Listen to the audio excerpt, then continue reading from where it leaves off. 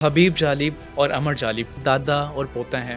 नामवर शख्सियत और नामवर बुज़ुर्ग उनके ज़ेर साया रहता हूँ। सोसाइटी के अंदर जहाँ हम रहते थे वहाँ पे उनका बहुत एहतराम था। बचपन में ये एहसास हो गया था। जालिब साहब जैसी शख्सियत के घर में अल्लाह ताला ने पैदा किया। जालिब साहब ने मोहतरमा फातिमा जिन्ना की तहरीक में भी शमूलियत इख्तियार कर दी थी अयूब खान के खिलाफ और जालिब साहब के खिलाफ। जश्न मरी के मुशायरे में इसको पहली दफ़ा पढ़ा गया।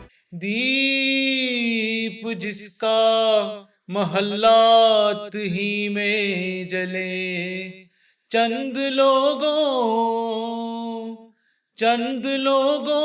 की खुशियों को लेकर चले, वो जो साए में हर मसलहत के पले, ऐसे दस्तूर को सुबह बेनूर को मैं नहीं मानता, मैं नहीं जानता।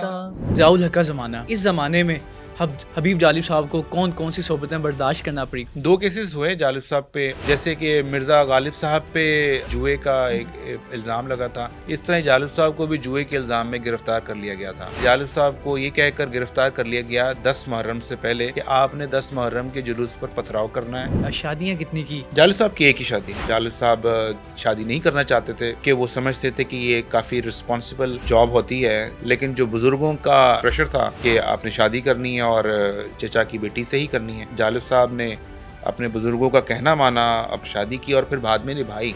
एक हंसी गाँव था किनारे आ, कितना शादाब था दया रे आ, क्या जब बेनियाज बस्ती थी, मुफलिसी में भी एक मस्ती थी। हमारी कितनी खूबसूरत बलोचिस्तान, क्या हालात वो कर दिए हैं जालिमों ने, इन लुटेरों ने, इन दहशतगर्दों ने। जालिब साहब ने उनके लिए लिखा, ये ज़मीं तो हंसी है बेहद, हुक्मरानों की नीयतें हैं बद, हुक्मरान जब तलक है ये बेदर्द, इस जमीन का रहेगा चेहरा जर्द, ये जमीन जब तलक न लेंगे हम, इससे उगते रहेंगे यूं ही गम।